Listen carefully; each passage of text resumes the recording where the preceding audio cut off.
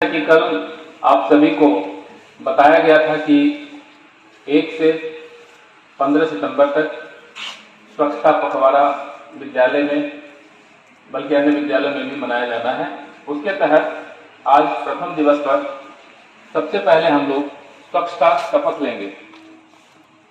हम सभी जानते हैं कि महात्मा गांधी, हमारे राष्ट्रपिता महात्मा गांधी ने जिस भारत की, स्वतंत्र भारत की जो कल्पना की थी, उसमें केवल राजनीतिक आजादी ही नहीं बल्कि एक स्वच्छ और विकसित देश की कल्पना थी। महात्मा गांधी ने गुलामी की जंजीरों को तोड़कर भी मां भारती को आजाद कराया था। आज हमारा भी कर्तव्य है, हमारा भी दायित्व है कि गंदगी को दूर करके भारत माता की सेवा करें। तो हम सभी इस तत्परता के साथ गंदगी को दूर भगाने के लिए स्वच्छता शपथ ग्रहण करेंगे। इसके लिए मैं मास्टर आनंद कुमार को आमंत्रित करता हूँ। मैं शपथ लेता हूँ कि मैं स्वयं स्वच्छता के प्रति सजग रहूंगा और उसके लिए समय दूंगा। हर वर्ष 100 घंटे यानी हर सप्ताह 2 घंटे श्रमदान करके स्वच्छता के इस संकल्प को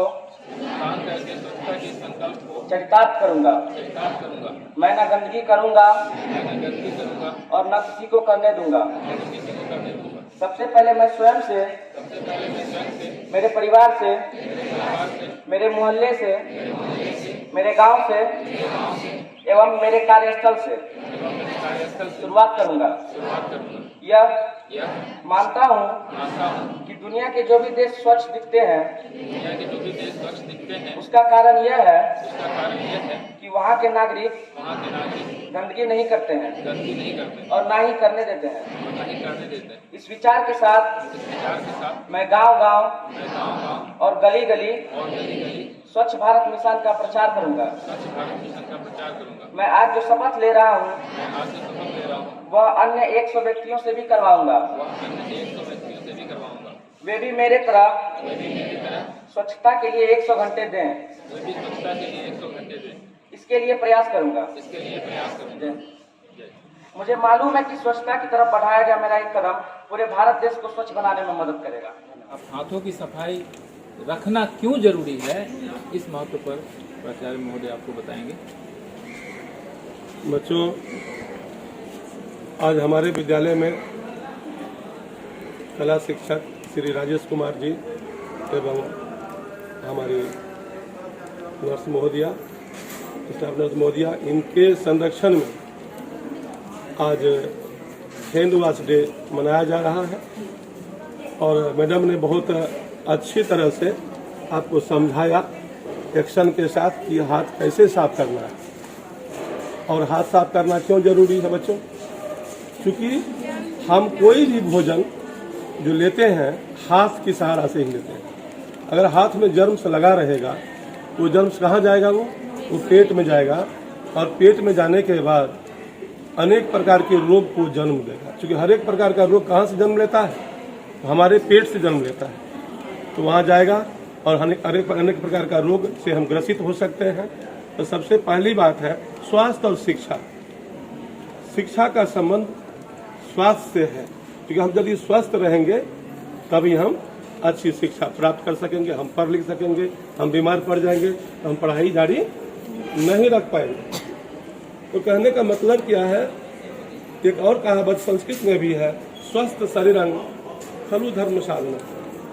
अगर आपका शरीर स्वस्थ है तो सारे धर्म के साधन जो है, धर्म के जो स्थल हैं आपके लिए खुले हैं। नहीं तो क्या होगा, अगर मंदिर या मस्जिद, आपके गुरुद्वारा आपके दरवाजे पर भी है, अगर आप स्वस्थ नहीं हैं तो आपकी पहुंच वहां तक नहीं हो पाएगी। मान लो बच्चों के लिए तो मंदिर हमारा क्या है, क्लासरूम ही है। अगर जो बच्चे बीमार पड़ जाते हैं, सिक हो जाते हैं, बताओ क्या वो क्लासरूम में आ पाते हैं? नहीं आ पाते हैं। उनका सिक रजिस्टर पर चढ़ जाता है और आराम करता है, जहाँ भी हमारे रूम में यानी तो अपनी डॉर्मेट्री में। तो बच्चों, मेरा कहना है कि सर लोगों ने जो भी बताया है, खास करके आपके जो नर्स मैडम ने बताया, क्योंकि विभागीय हैं, उन्होंने बहुत बढ़िया से बताया कि हाथ को ऐसे रखना है। मतलब जब हाथ धोते हैं तो ऐसे नहीं, ऐसे रखेंगे तो क्या होगा, जो जर्म है वो आपके हाथ पर ही रह गया, हाथ से नीचे नहीं आया वो, ऐसे। हाँ, वैसे बताई तो वैसे ही करना है। मतलब ये है कि आपको इसकी आदत डालनी है, ये गुड हैबिट में लाना है। जिससे हमारा फूड हैबिट है, वैसे ये वॉशिंग हैबिट होना चाहिए कि हर एक खाना से पहले, नाश्ता, भोजन या आपका रात का खाना, जब भी आप भोजन करते हो, भोजन करने से पहले प्रॉपरली अपने हाथ को क्या करें, साफ करें। और खाने के बाद भी हाथ की सफाई करें। बाथरूम से आने के बाद भी प्रॉपरली अपने हाथ की सफाई करें। दोनों हाथ में अच्छी तरह से धोएं। इसको हम धोएंगे, ये 2 से 3 मिनट अच्छी तरह से पानी में हाथ डालेंगे। हाँ, नाखून वगैरह सब चीज़ को इस तरह से हम करेंगे ताकि कहीं भी कोई तरह का छुपा हुआ ना रहे और अच्छी तरह से सभी जगह डिटॉल होना जाए ताकि जर्म बढ़े, है ना। अब हम धो रहे हैं, धोने का पोजीशन ये होना चाहिए हर समय। ये जो हम जैसा कि आपको पता है, स्वच्छता पखवाड़ा 1 तारीख से चल रहा है। उसके तहत स्वच्छता अवेयरनेस डे के रूप में मैं कुछ बातें आपसे शेयर करूंगा। स्वच्छता अवेयरनेस यानी कि आप स्वच्छता के प्रति, जैसा कि आपने शपथ लिया था, खुद स्वच्छ आसपास रखेंगे और दूसरों को भी उसके लिए जागरूक करेंगे। तो एक छोटा सा प्रसंग मैं आपको बताना चाहता हूं। मैं ट्रेन में सफर कर रहा था और ट्रेन जहां से गंतव्य से चली थी बिल्कुल साफ सुथरी थी। अमूमन ट्रेन में भी गंदगी होती है और लोग वहीं मूंगफली के छिलके तमाम सारी चीजें फेंक देते हैं। और एक व्यक्ति मेरे सामने बैठा और 2 पान की गिलौरी लेकर के वो अपने सीट पे बैठ गया और एक खोल करके उसने अपने मुंह में रखा और उसका पत्तल नीचे फेंक दिया। मेरा ध्यान उस गिरे हुए पत्तल की तरफ गया और मुझे थोड़ा मन में खटका कि इतनी साफ सुथरी ट्रेन में एक कहीं से कचरा आ गया। वो आदमी थोड़ा हट्टा कट्टा था, मैं उसे दबाव भी नहीं दे सकता था, तो मैंने थोड़ा सूझबूझ का परिचय दिया। सहज ही भाप गया कि शायद मुझसे कुछ गलती हो गई है और तुरंत उस पत्तल को उठा के बाहर की तरफ फेंक दिया। और मेरा काम हो चुका था। मैं खिड़की से बाहर देखने लगा और वह व्यक्ति थोड़ी देर में थोड़ा सा समझाया और अपना सीट बदल कर दूसरी सीट पे बैठ गया, यानी कि मेरी नजरों से ओझल हो गया। फिर मैं जब उस सीट को देखा खाली, तो मैं समझ गया कि उस व्यक्ति को भी इस बात की समझ हो गई कि शायद मैंने स्वच्छता को नहीं अपनाया और थोड़ी भूल कर दी। तो इस बात से मैंने उस व्यक्ति को स्वच्छता के प्रति थोड़ा जागरूक किया। अगली बार ट्रेन में बैठते समय, अगले पान की गिलौरी खोलते समय इस बात का वह ध्यान अवश्य रखेगा, इसकी मुझे तसल्ली थी।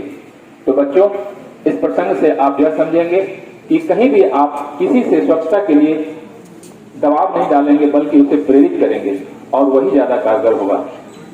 और जहां आप, चाहे आपका सदन हो, चाहे कक्षा रूम हो, क्लास हो, वहां आप जब बैठते हैं तो कहीं कहीं किसी के द्वारा पेपर फेंका होता है, तो आप अपने आसपास अपनी जिम्मेदारी लेके आपके सीट के आसपास कोई पेपर है तो उसको टुकड़ा किसी से बिना पूछे हुए किसने फेंका, क्या किया, बिना विवाद किए हुए उस पेपर को बाहर की तरफ फेंक दे, तो आपका क्लास जो है, कक्षा रूम भी बिल्कुल स्वच्छ रहेगा।